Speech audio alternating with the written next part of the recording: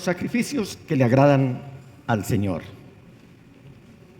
Voy a invitarles les invito para que abran sus Biblias en el capítulo 51 del libro de los Salmos. Libro de los Salmos, capítulo 51.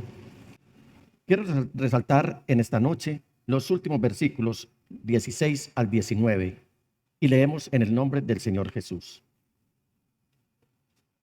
Tú no te deleitas, Señor, en los sacrificios, ni te complacen los holocaustos, de lo contrario te los ofrecería. El sacrificio que te agrada es un espíritu quebrantado. Tú, oh Dios, no desprecias al corazón quebrantado y arrepentido. En tu buena voluntad, haz que prospere Sión. Levanta los muros de Jerusalén. Entonces te agradarán los sacrificios de justicia, los holocaustos del todo quemados, y sobre tu altar se ofrecerán becerros. Amén y amén. Hace 8 días inicié compartiéndoles este tema, los sacrificios que le agradan al Señor. Y creo que nosotros, a diferencia de lo que hacían los sumos sacerdotes en el antiguo tiempo de ofrecer sacrificios al Señor una vez al año, para el perdón de ellos, para el perdón del pueblo, nosotros, como real sacerdocio, que hemos sido comprados a precio de sangre preciosa y estamos al servicio de Dios, hemos sido llamados también a ejercer este sacerdocio, pero con unos sacrificios que ya no son cruentos, sino sacrificios incruentos. Pastor, ¿cómo me gustaría invitarte 5 minuticos? Sacrificios cruentos e incruentos. Cruento, todo aquello que significaba sacrificar una vida, y Dios había determinado que todo el que pecara tenía que morir. Pero Dios dijo, si todos mueren, pues todos van a desaparecer, entonces voy a poner sustitutos. Y Dios permitió que por medio de la ley que le entregó a Moisés, las diferentes personas que vivían en Israel o más bien teniendo como una segmentación o una estratificación, debían presentar cada cierto tiempo al Señor sacrificios de animales dependiendo su posición religiosa y socioeconómica. Por ejemplo, si un gobernante pecaba contra el Señor, debía sacrificar un tipo de animal, normalmente un toro o un animal que representaba mayor grandeza. Si un sacerdote cometía pecado, entonces presentaba otro tipo de animal, un cordero o una oveja. Inclusive había posibilidad de que las personas que no tuvieran acceso económico a estos animales que eran más costosos pudieran sacrificar tortolitas, animalitos que eran casi que silvestres, pero que además los vendían porque tenían que ser santificados de una manera especial antes de su sacrificio. Ahora bien, el animal no se sacrificaba porque sí, era un sacrificio cruento, porque quien presentaba eso a Dios como ofrenda o como sacrificio por el pecado, antes de que el animalito fuera sacrificado, tenía que poner la mano sobre el animal. Y al poner la mano sobre el animalito, lo que se estaba haciendo era como un reemplazo. Yo fui quien pequé. Pongo la mano sobre el animalito y este animalito es el sustituto por mi pecado. Así que pongo esta vida por lo que yo debería pagar con mi propia vida. Y a esos sacrificios se les llamaba sacrificios cruentos. ¿Por qué? Porque para que fuera presentado ante Dios, el animalito tenía que morir. ¿Y cómo lo recibía Dios? Como si el pecador estuviera muriendo, pero además era un anuncio profético, porque indicaba que siglos después vendría el gran sacrificio cruento por el pecado, que era Jesucristo mismo, como el Cordero de Dios, es decir, como el sustituto perfecto. Esos son los sacrificios cruentos. Gracias, pastor. La Biblia no nos está diciendo que dejemos de presentar sacrificios. Los sacrificios se siguen presentando, ya no cruentos, sino sin derramamiento de sangre. Mire lo que dice el apóstol Pedro en su primera epístola en el capítulo 2, versículo 5. Y ustedes son las piedras vivas con las cuales Dios edifica su templo espiritual. O sea, no está hablando de un templo como estos. Ustedes son un templo espiritual. Yo soy un templo espiritual. Además, mire cómo dice, son sacerdotes santos. No se está refiriendo aquí al sacerdocio de la religión tradicional, pero la palabra sacerdote en el original hebreo no existe. Esa palabra no existe. se usa para hacernos entender la identidad de alguien que presenta sacrificios y que sirve al Señor. La palabra original para sacerdote es cohen, se escribe C-O-H-E-N. Y para el sumo sacerdote, que era el líder religioso único y que ejercía su sacerdocio durante toda su vida, una vez fuera elegido, se dice cohen hagadol, o sea, sumo sacerdote. Entonces el apóstol Pedro nos está diciendo aquí, además son sacerdotes santos. Por la mediación de Jesucristo, ustedes ofrecen sacrificios ya no cruentos, sino sacrificios espirituales que agradan a Dios. ¿Cuáles son los sacrificios que le agradan a Dios? Los sacrificios espirituales. Hace 8 días vimos en primera instancia el sacrificio de nuestros cuerpos. Luego vimos en segundo lugar el sacrificio de la alabanza. Luego vimos en tercer lugar el sacrificio de hacer el bien. Luego les quedé debiendo por asuntos de tiempo el cuarto punto, que es el sacrificio de la generosidad. Y el mensaje en esta noche lo empiezo por el final del mensaje de la semana pasada. En Hebreos 13:16b dice la palabra del Señor, y de compartir con otros lo que tienen, porque esos son los sacrificios que agradan a Dios. Así que estos son los sacrificios de las buenas obras y el compartir con los necesitados. No les estoy diciendo aquí que salgamos a compartir nuestro dinero a diestra y siniestra o nuestros bienes a diestra y siniestra sin identificar a quién se los vamos a entregar y con qué propósito. No estoy diciendo eso, ni que nos vamos a despojar de todo para entregárselo a los demás. Y más ahora, cuando las generaciones están mucho más pervertidas y abiertamente practicantes del pecado. Hoy prolifera mucho la mendicidad en nuestras ciudades y trasciende inclusive a los pueblos. Lo que yo les estoy diciendo aquí, hermanos, no es que repartan a todo el mundo. Uno puede invitar a una persona a un café o a un alimento. Y es más, tener discernimiento con quién se está haciendo. Ah, pastor, es que la Biblia, el Señor Jesús mismo dice que tu mano de izquierda no se dé cuenta de lo que hace la derecha. Mire, el Señor era muy coherente y sigue siendo muy coherente para hablar. Es imposible que mi mano izquierda no se dé cuenta de lo que está haciendo la derecha, porque soy un mismo cuerpo. Él lo que está diciendo es que cuando vamos a hacer una obra, no lo divulguemos a los 4 vientos de la tierra y que todo el mundo lo sepa. Pero Él no está diciendo que entreguemos a diestra y siniestra sin saber a dónde van a parar nuestros pesos, que terminan dejando en la ruina al que lo da y dejando en la ruina al que lo recibe. Yo creo que esta es una parte que le agrada mucho a los tacaños. Ay, pastor, siquiera dijo eso. Siquiera me está diciendo eso para yo no entregarle a nadie nada. No, tampoco estoy diciendo eso. Porque es que si la palabra del Señor nos está diciendo que compartamos con otros lo que tienen y que esos son los sacrificios que le agradan a Dios, podemos tener mecanismos para entregar algo que nosotros determinemos dar para que a través de, en el caso de las iglesias, los pastores canalicen esos dineros y sepan a quién se le entregan. En esta segunda parte de los sacrificios que le agradan al Señor, vamos a ver el quinto punto a propósito. El sacrificio de la generosidad financiera. Y es interesante que Pablo, el amado apóstol, elogia a la iglesia en Filipos. A propósito también que estamos estudiando sobre la iglesia de los filipenses o en Filipos. Los está elogiando por esa ofrenda sacrificial. Y él se mete en esa terminología que se usaba en el Antiguo Testamento para agradecer a la iglesia por su apoyo financiero. Yo tomo tan en serio ese tema del asunto financiero en la Biblia porque el Señor Jesús lo tocó, porque los santos hombres de Dios lo tocaron, pero mucho más el apóstol Pablo, que era un misionero, y él tocó ese tema del asunto financiero. Y en la epístola a los filipenses, en el capítulo 4, versículo 10, hasta el 18 dice de la siguiente manera: me alegro muchísimo en el Señor de que al fin hayan vuelto a interesarse en mí.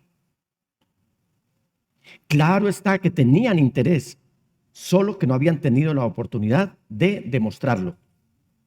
No digo esto porque esté necesitado, pues he aprendido a estar satisfecho en cualquier situación en que me encuentre. Sé lo que es vivir en la pobreza y lo que es vivir en la abundancia. He aprendido a vivir en todas y cada una de las circunstancias, tanto a quedar saciado como a pasar hambre, a tener de sobra como a sufrir escasez. Todo lo puedo ¿en quién? En Cristo que me fortalece. Sin embargo, han hecho bien en participar conmigo en mi angustia. Y ustedes mismos, filipenses, saben que en el principio de la obra del Evangelio, cuando salí de Macedonia, ninguna iglesia participó conmigo en mis ingresos y gastos, excepto ustedes. No sé si esas iglesias eran tacañas, pastor. Vea, les daban aquí y les caía al bolsillo. No le daban un grano de maíz al gallo, la pasión que es de lata. Pero ¿sabe cómo vivían? Miserables. Todo lo que les llegaba se les iba como el agua entre los dedos. Vivían en la inopia porque no se saciaban con nada. Entonces, sigue diciéndonos el amado apóstol, incluso, vea esto, a Tesalónica me enviaron ayuda una y otra vez para suplir mis necesidades. No digo esto porque esté tratando de conseguir más ofrendas, sino que trato de aumentar el crédito a su cuenta. O sea que ¿dónde está quedando registrado lo que usted le entrega al Señor? En el cielo. Como está quedando registrado cuando usted no le entrega al Señor. De allá si no es por influencias. Sigue diciendo, ya he recibido todo lo que necesito y aún más. Tengo hasta de sobra ahora que he recibido de Epafrodito lo que me enviaron. Es una ofrenda como fragante, un sacrificio que Dios acepta con agrado. Pero la ofrenda no era para Pablo. Y entonces, ¿por qué Dios está aceptando ese sacrificio con agrado? Y aquí es un llamado a los que tienen el conflicto. Yo no estoy pidiendo diezmos. Mire, el asunto del diezmo no es mi problema, es su dilema. Y Dios no me llamó a mí a predicar sobre el diezmo, aunque es responsabilidad mía hablar del tema para bendición de ustedes, no para la mía. Porque si ustedes están bendecidos, nosotros los que servimos en el altar estamos bendecidos. Pero se los trasciendo mucho más allá. El pastor sufre cuando ustedes sufren, se entristece cuando ustedes se entristecen, pero se alegra cuando ustedes están sobreabundando. Y el apóstol Pablo, escribiéndole a los Corintios, en el capítulo 9, versículos 7 al 14, va a decir algo. Por eso les dije que él había echado mano de las figuras del Antiguo Testamento para hablar sobre este tema en el Nuevo Testamento. Y mire cómo dice, ¿qué soldado tiene que pagar sus propios gastos? ¿Quiénes han prestado servicio militar aquí? Levante la mano.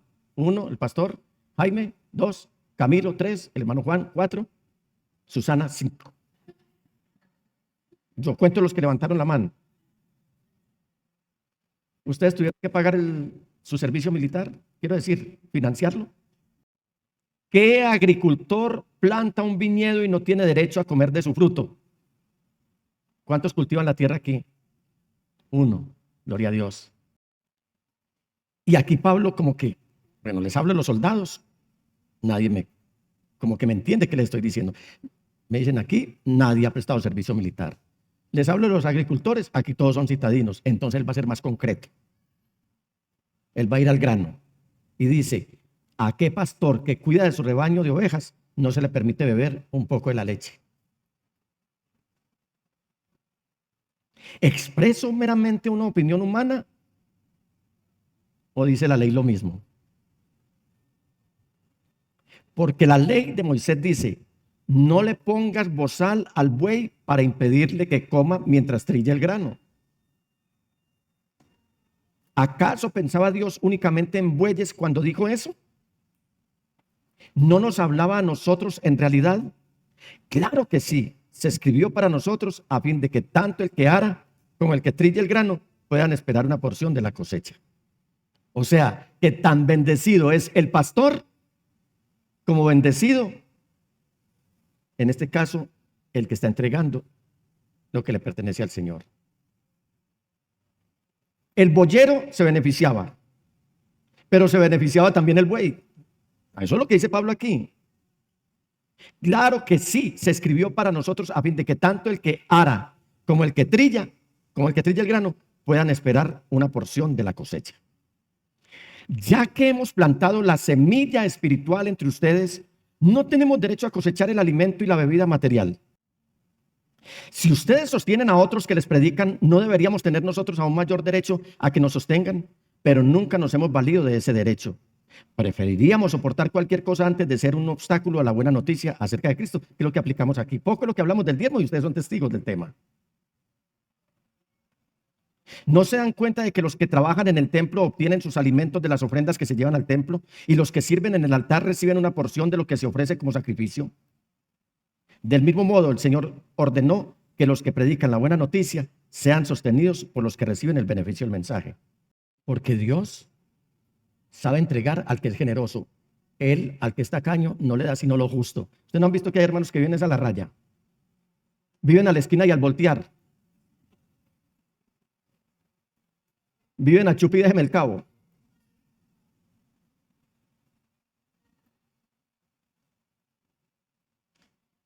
Les llega el sueldo y ya lo deben todo. Les llegan las enfermedades más extrañas, les llegan las maneras en que el dinero se les va de la manera más extraña. ¿Todo por qué? Porque el que no le entrega a Dios voluntariamente, el diablo lo quita involuntariamente. Si yo les estoy hablando esto, repito, es para bendición de ustedes.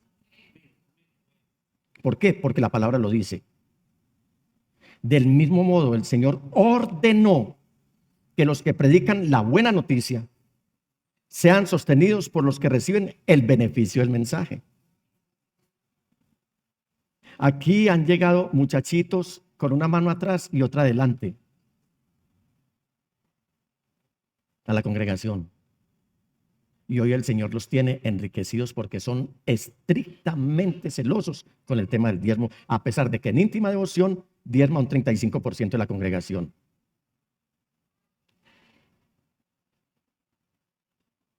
Pero el que no tiene con el 90, tampoco va a tener con el 10. Generando un problema, y es que se meten problemas con Dios.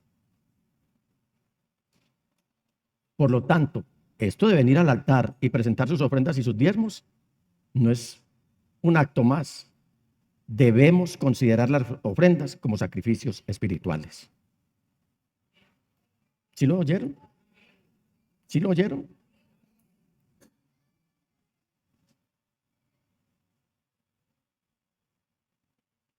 Y no sé si a ustedes les pasa, en mi caso personal, en el de mi familia que soy testigo, en la misma victoria ustedes ya lo ven, esa niña hace una fiesta cuando tiene que venir a depositar el sobre con lo que le corresponde al Señor. Y puedo testificarlo, hasta este día el Señor nunca nos ha faltado. Porque en íntima devoción los pastores también diezmamos. Quien no diezma no tiene a Dios como su Dios, por mucho que lo invoque. Nuestro padre Jacob, perseguido por su hermano Esaú, amenazado de muerte, tuvo que salir desterrado de Canaán para Padán Aram,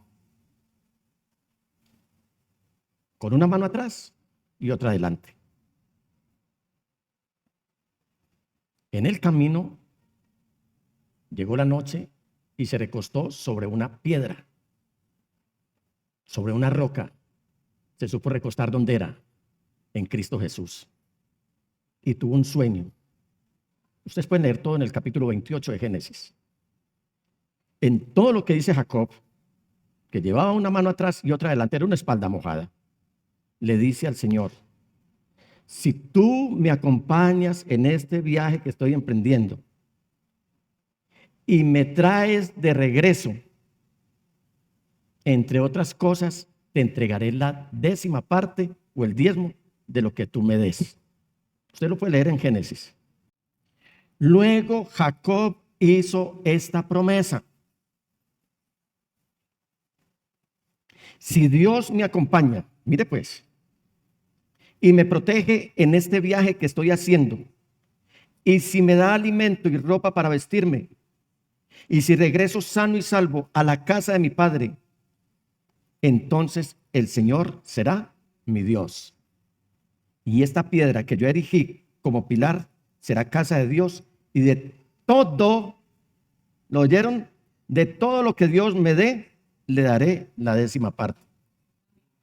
Lea usted bien la historia. ¿Qué pasó 20 años después? Esaú quiso aniquilarlo, quiso violarle a sus niños porque llevaba una manada, una guarida de 400 hombres malos. Y Esaú quiso aniquilarlo, quiso llevarlo a la ruina. Y el Señor le dio gracia a nuestro padre Jacob, y no solamente guardó a sus esposas, a sus niños. Y cuenten también, porque en la Biblia también hay que usar matemáticas, con cuántas cabezas de ganado venía desde Padán Aram rumbo a Canaán, a pesar de que Saúl lo invitó a que se fueran a los montes de Seir. Y él le dice: no, Señor, váyase usted y después hablamos. Génesis 30. De esta manera Jacob prosperó muchísimo y llegó a tener muchos rebaños, criados y criadas, camellos y asnos. 20 años antes, ¿cómo iba Jacob? Paupérrimo, mísero. ¿Cómo llegó nuevamente a Canaán? Próspero. Porque al que tiene, el Señor le dará más, y al que no tiene, aún lo poco que tiene, el Señor se lo quitará. Este punto es muy importante, el que sigue: el sacrificio de los nuevos convertidos. ¿Lo oyeron? Es decir, estoy hablando de esos pecadores reconciliados a quienes les hemos predicado el evangelio y creyeron. Pablo escribió que él era un ministro de Cristo Jesús. ¿A quién? A los gentiles, a los que no tenían derecho a la salvación. ¿Qué es un gentil? Un pagano, un inconverso. Y esto quiero que usted lo observe muy bien, amada iglesia. Mire cómo dice en el capítulo 15, versículo 16 a los romanos: para ser ministro de Cristo Jesús a los gentiles, yo tengo el deber sacerdotal de proclamar el evangelio de Dios, a fin de que los gentiles lleguen a ser una ofrenda aceptable a Dios, santificada por el Espíritu Santo. Cuando tratamos mal a los paganos, a los inconversos, en vez de llevarle la buena nueva de salvación, estamos cometiendo un pecado. En vez de presentarlos a ellos como un sacrificio que, como dice aquí, como una ofrenda aceptable a Dios, santificada por el Espíritu Santo. ¿No les parece a usted muy duro eso? Porque hoy el evangelismo lo estamos haciendo, pero al contrario, atacando a la gente. Es que la gente no sabe. Si la gente supiera, vaya y venga. Porque una cosa es el impío es el que sabe todo, es el cristiano que alguna vez se dio su vida a Cristo y se fue a practicar el pecado, que entre otras cosas hace parte de la apostasía que se impone en este mundo. Y el pecador es aquel que no ha oído de la palabra de Dios. Una cosa es el pecador y el impío. Si el juicio comienza primero por la casa de Dios, ¿en dónde aparecerán el impío y el pecador?, dice la palabra de Dios. Deje el impío su camino, es decir, reconcíliese con Dios, y el hombre inicuo sus iniquidades, y ambos vuélvanse al Señor. Entonces, Pablo siempre consideró supremamente importante que las almas de aquellos a quienes Dios le había permitido evangelizar de manera salvadora y no religiosa o sectaria, él los viera como sacrificios espirituales aceptables a Dios. Pablo consideraba que las personas que habían llegado a la fe bajo su ministerio eran sacrificios agradables a Dios. Pregunta: ¿alguna vez ha ofrecido a Dios el sacrificio de algún alma que usted ha llevado a Cristo? ¿Aló? Vuelvo y le pregunto, amada iglesia, ¿Alguna vez usted ha ofrecido a Dios el sacrificio de algún alma que ha llevado a Cristo?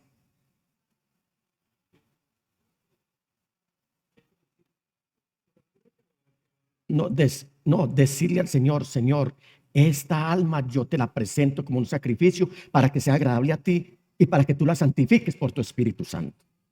Evangelizamos, pero los dejamos allá. Y de alguna manera practicamos el aborto, porque los dejamos que se mueran sin nacer. Alguien que usted le entregó el Evangelio, oró con esa persona mientras confesaba creer y creerle a Cristo Jesús como su Salvador. Escuche, amada iglesia, no hay ningún sacrificio para Dios como ese, y es que le traigamos las almas a Él, para que Él las reciba como un sacrificio agradable y las santifique por medio de su Espíritu Santo, que eso es lo que somos iglesia hoy, y que tenemos y que asumimos nuestra responsabilidad de que otros también conozcan el Evangelio y gocen de la salvación como la estamos gozando nosotros. Les quedo debiendo el sacrificio del amor y el sacrificio de la intercesión. Bueno, esta noche hemos podido ver la segunda parte de este sermón que se llama Los sacrificios que le agradan al Señor, y hemos podido entender muy bien cuál es la diferencia entre un sacrificio cruento y un sacrificio incruento. Pero también hemos podido entender cuál es ese sacrificio de generosidad que nos ha pedido el Señor, ese sacrificio también de generosidad financiera, y por último ese sacrificio de los nuevos convertidos, que significa que una vez que hayamos expresado el Evangelio a otra persona, vayamos a la presencia del Señor y presentemos a esa persona a la que le hemos hablado del Señor Jesús ante el Señor. Esta noche te invito para que ores conmigo. Señor Jesús, esta noche te reconozco como mi Señor y mi Salvador, y deseo, Señor, que seas tú quien gobierne en mi vida de ahora en adelante. Hemos orado en tu nombre, Jesús, y por el poder de tu Espíritu Santo. Amén y amén. Quédate pendiente. Dentro de 8 días, si Dios quiere, veremos la tercera parte de este sermón. En Íntima Devoción TV es un programa producido por Íntima Devoción Iglesia Cristiana. Estamos ubicados en la ciudad de Medellín, también en el municipio de Turbo. Estamos en el oriente antioqueño, en Montebello, suroeste antioqueño, y también estamos en Cereté y también en Maicao. Es para nosotros un gusto que te acerques para saber más de nosotros, así que nos puedes encontrar en nuestras redes sociales, Facebook, Instagram, TikTok y YouTube como Íntima Devoción. Además, puedes tener la oportunidad de sentirte acompañado por nosotros con nuestra emisora Íntima Devoción Radio. Para acceder a ella, lo único que tienes que hacer es desde tu teléfono celular ir a tu tienda de preferencia, ya sea Google Play o iOS para iPhone, y descargar Íntima Devoción Radio. Allí vas a tener nuestra emisora las 24 horas del día. Síguenos, por favor, y descarga nuestra aplicación. Te esperamos la próxima semana en nuestro programa. Y además queremos invitarte para que cuando lo veas, tengas tu Biblia a la mano y un cuaderno de apuntes. Seguro todo esto te va a ayudar a ser sabio para la salvación. Soy el pastor Nicolás Jr. y te saludo y me despido en el precioso nombre de Jesús el Señor. Dios te bendiga.